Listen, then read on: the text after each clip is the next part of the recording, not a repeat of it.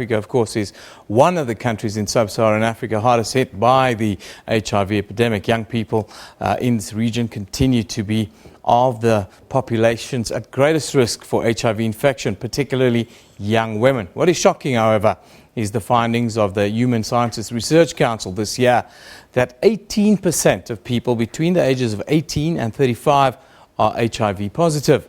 This group constitutes the majority of people studying in institutions of higher learning, specifically technical and vocational education and training colleges here in South Africa. Let's just take a brief look at a summary of this report. Data was collected from 5,651 students and 1,003 staff members. All TVET colleges were represented in the sample, which covered about 70% of campuses. Only first-year students and staff members were included in the sample. Male and female students were almost equally represented in the sample. About 88% of students were under the age of 25 and more than three-quarters were from urban areas. Among staff members, nearly 54% were female, about 90% were 25 years or older, and the great majority were urban dwellers. The racial composition of the two samples was slightly different, as shown in the table. The survey also cast some light on financial circumstances of students and staff, indicating that students were in more constrained circumstances than staff. The status of the students in terms of relationships was also highlighted. The striking feature is that 83% said that they were single. Information on living agreements indicated that 51% of staff members lived with their husband or wife, 8% with their sexual partner, while 23% indicated that they were in a relationship but did not cohabit. The composition of the sample in terms of sexual orientation is set out in the table, indicating the sexual preferences of the participants. The participants were also tested on their general knowledge of HIV and AIDS. Staff members consistently showed higher awareness and knowledge of HIV, AIDS and TB than students. There was a high awareness about sexual transmission of HIV and the role of consistent condom use in prevention. Curiously, the fact that refraining from sex prevents infection escaped 4 out of 10 students. Knowledge of mother-to-child transmission of HIV and of antiretroviral or ARV prevention was slightly lower than knowledge of sexual transmission. It is noteworthy that 30% of students and 19% of staff were not clear that AIDS cannot be cured. The study explored attitudes to condom use and revealed that about half of male respondents and a third of female respondents considered that condoms feel unnatural. In addition, 38% of male students and 40% of male staff felt that condoms changed the sensation. A relatively high percentage of respondents said they use condoms almost every time rather than sometimes. The UNAIDS says while TVET colleges have the potential to become major assets in the endeavor to achieve national HIV and TB goals, this possibility has been neglected. HIV prevention, care and treatment services on campus are few and far between, and there is a lack of mobilization of students and talents to create a health-conscious and health-empowered sector. More than 2 million people with HIV have been put on drugs to keep them alive and well in the past year alone. This, according to the United Nations. But medical experts say there needs to be an exponential rise to comply with new guidelines. A report from UNAIDS shows that the numbers on life-saving antiretroviral medication known as ARVs have doubled in 5 years, from 7.5 million in 2010 to 15.8 million today. However, Doctors Without Borders, whose volunteer doctors pioneered HIV treatment in Sub-Saharan Africa, say that while the 2.2 million increase over the past year is good news, a faster take-up is now necessary. Now, to discuss this, we are joined from our Pretoria studios by UNAIDS Senior Policy Advisor, Nancy Fee. A very good morning to you, Nancy. Thank you for joining us. Good morning.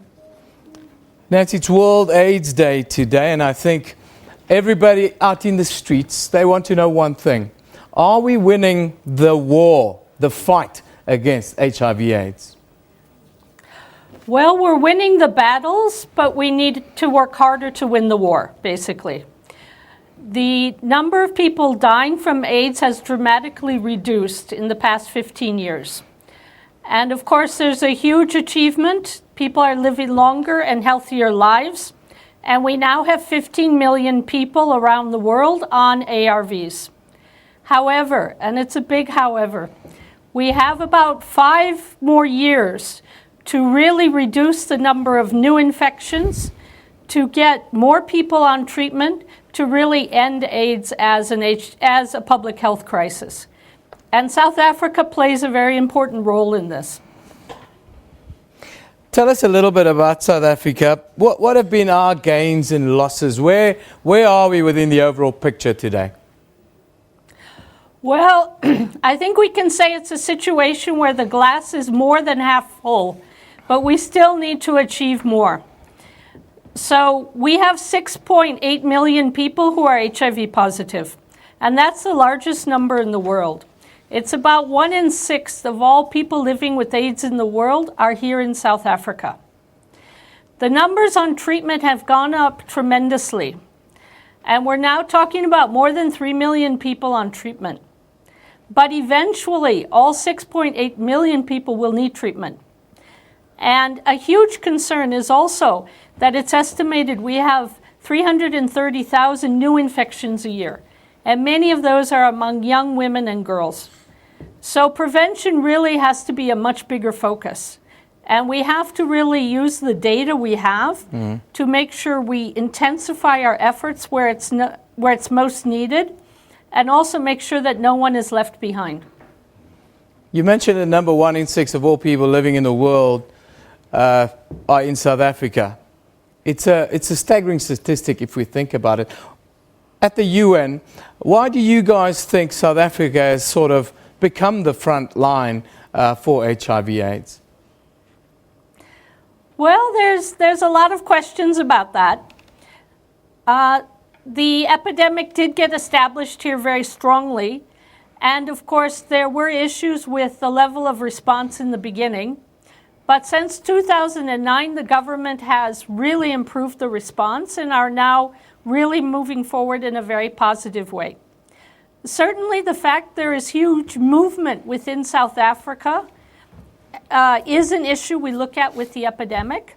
And of course, some of the social and cultural issues, some of the gender issues, like the fact of sugar daddies, the fact of young women getting into relationships with older men, all of that feeds into the epidemic.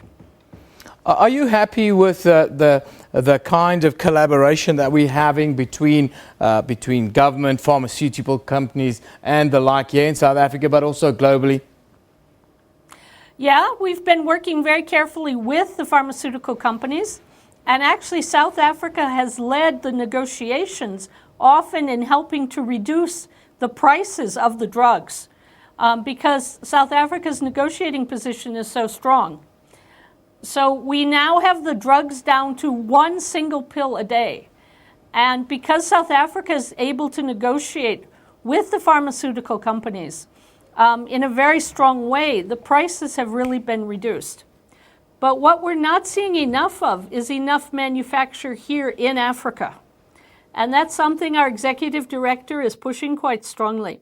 And there's an AU agreement on this, both for ARV, TB, and other drugs, that there has to be pharmaceutical security here in Africa, and there should be more local production, which will also bring jobs. So it's got another benefit to it too. Young people, especially young women, continue to be most at risk in South Africa and the wider Southern African region. How are we going to get on top of that problem? Well, that's a huge concern. Clearly, there needs to be a more effective education program to young people. And that's something that we think has fallen a bit by the wayside in the last years, but which the government has recognized the need to strongly improve. The government has also been promoting some experimental, innovative ideas, like promoting colored and flavored condoms, which tend to be very popular with young people. There's a very big integrated comprehensive prevention program starting in Gauteng and KZN called DREAMS, which is looking at comprehensive prevention to young girls and women. And so there's a lot of effort, there's a lot of concentrated effort, and also a very strong effort to use data to really monitor what we're doing and to improve the programs. But more needs to be done, for sure.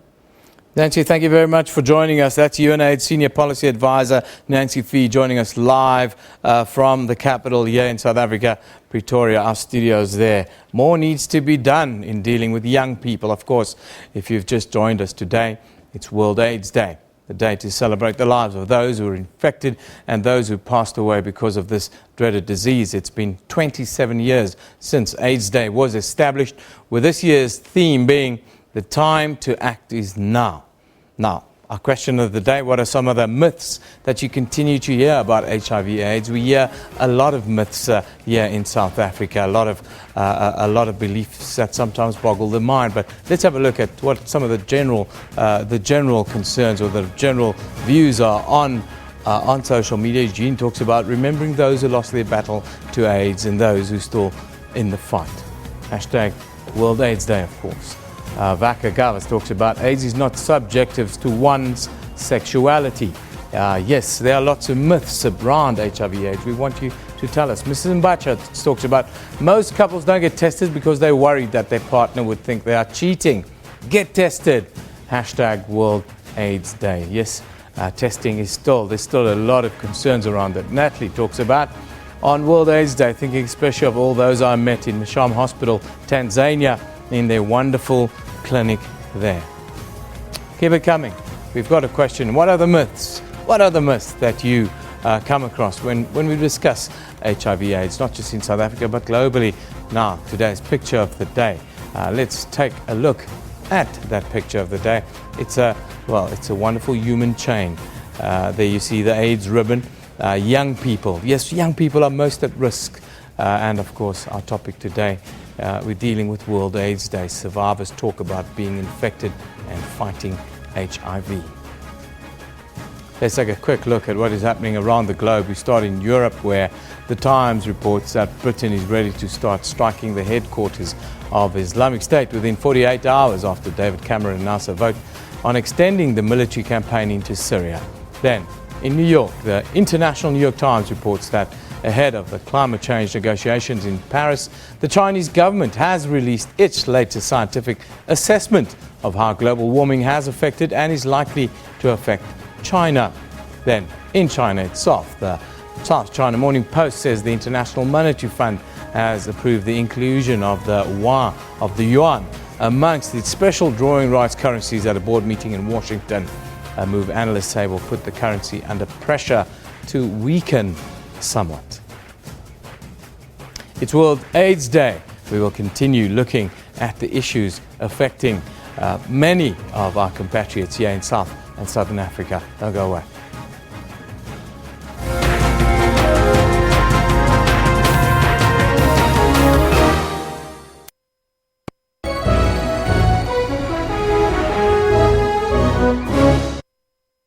Oh, hi. Just brushing up on my party. We are going to make it number 12. Official. Let me teach you a quick word. Yeah. Quite a star. A woman who has mastered the art of dancing in high heels. It's up and flick. Get a bottle of Glenfiddich 12-year-old with 2 glasses for only $3.99.99 and help make party South Africa's 12th official language. Tops at Spa. Shake things up.